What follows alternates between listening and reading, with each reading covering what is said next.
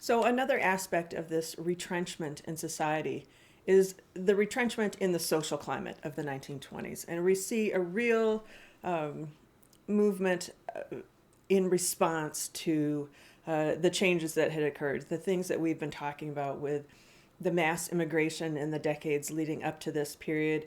You have other aspects as well. So one of the features that we see in this time period is a new sense of nativism, or even xenophobia, which is the fear of outsiders, xenophobia. And this nativism is this idea that native born Americans are better than other Americans. And the challenge in this time, of course, is that you have, as we've talked about in the past, you have these American cities that are 75% immigrants or first generation Americans, people whose parents were immigrants to the United States. And this challenge of, citizenship and who is a citizen and not, and, whether being born here somehow makes you better than other people is a real topic of conversation in the 1920s. One of the problems, or one of the conversations that is had in this time period about immigrants, and we'll talk about it as we go forward here, is where these immigrants are coming from. And we have new immigrants, and we talked about that in our last module, this idea of you have immigrants coming into the United States from new places in the early 1900s, the 19 teens, instead of immigrants that are coming from England and Germany and Western Europe, as they had in the earliest days of American immigration. You have new immigrants coming in the 19 teens and even in the 1920s that are going to be coming from Russia and are going to be coming from Italy and Eastern Europe. And, the idea that somehow these immigrants were different and didn't fit in to the United States. And that was the attitude that some people had towards them. They, had different religions. You had a lot of Catholics that came over. You have a lot of Orthodox Christians and different people like that their language was too different and their heritage was too different. So it was just a different attitude towards these new immigrants. And again, we've talked about that before. One of the things that is happening globally, and I always like us to remember that the United States wasn't operating in a vacuum in the 1920s or in any era. One of the things that happens towards the end of World War I is that the Russian Empire collapses. You have this great, horrific revolution in Russia between two groups. They overthrow the Tsar Nicholas II and his family. And you have the Mensheviks who were in the hopes of having a democracy in Russia. And then you have the Bolsheviks who worked to create a communist nation. There was a great civil war between the two groups. The Bolsheviks win, mainly by killing everybody who opposed them. And you have this end of the Russian Empire and growth of the new Soviet Union.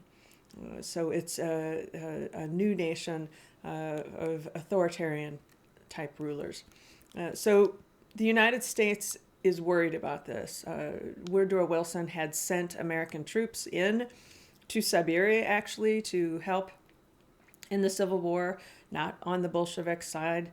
That is something that the Soviets will hold against the United States for many, many years.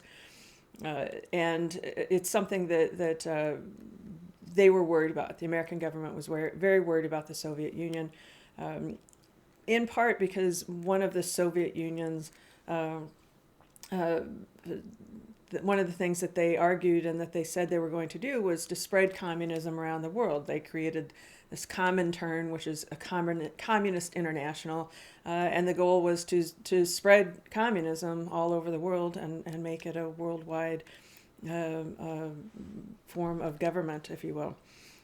So in the 19 teens, you have all sorts of political turmoil in the United States. And in 1919 and 1920, there's a whole series of mail bombs, and in a period that becomes to be known as the Red Scare. It gets used in different ways as well, but in this context, it's about this series of bombs to, anti-capitalist, that kind of things. This idea of if you're anti-business, you must be associated with socialism. If you're associated with socialism, you must be communists. And the government starts to see a conspiracy.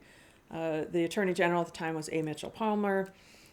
He starts arresting thousands of Americans on suspicion of being communist. He starts deporting hundreds of Americans. This scare burns out very quickly.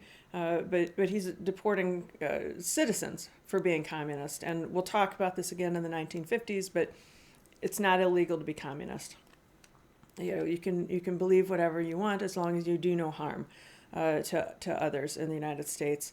But the idea was that these, what they called them Reds, right? That these Reds were from Eastern Europe. And so they very quickly link this to the European immigrants. So one of the pushes in this time period related to immigration was to end it, to curb immigration. And you have what's created, known as the National Origins Quota Act.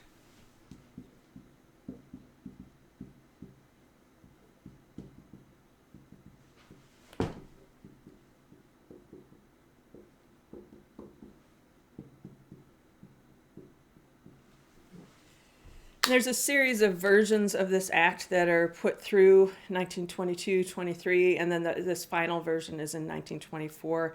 And the idea was to establish immigration quotas. We're going to limit the number of immigrants that can come into the United States. We're going to have a quota where instead of millions of immigrants coming into the United States, we're going to limit it down to only 200,000 immigrants that are allowed into the United States. And the quota part of this and the national origins part of this is they're going to decide who gets in based on where they're coming from.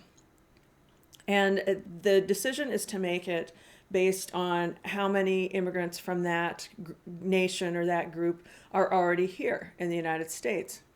Well, that's easy enough, right? You look at the 1920 census and you can figure out how many immigrants from a different place are here, and then you can build up your quota from there. But the people who wrote this law didn't want an equal number of immigrants from the 1920 census because you had too many Eastern Europeans. You had too many of these new immigrants that they found to be inferior. So they didn't just go back to the 1910 census or the 1900 census. They went all the way back to that 1890 census, which is before all that mass immigration from around the world came into the United States. That 1890 census still showed most immigrants from Western Europe, Northern Europe, these countries that the people who wrote this law thought were more civilized. So essentially they're cutting off Eastern European immigration. They're closing off immigration from Africa, and they're closing off completely immigration from Asia with this National Origins Quota Act. Remember, you had in the 1880s the Chinese Exclusion Act of 1882, which cut off Chinese immigration and citizenship for those who were already here. This Quota Act is going to include all of Asia, including Japan, who was our ally in World War I. And that inclusion of Japan in this National Origins Quota Act is going to give voice and power to militarists in Japan who are going to gain more authority and help lead to World War II. Not that World War II, the Japanese World War II is the fault of this law, but it was a factor. There's no doubt that it was a factor. So this idea of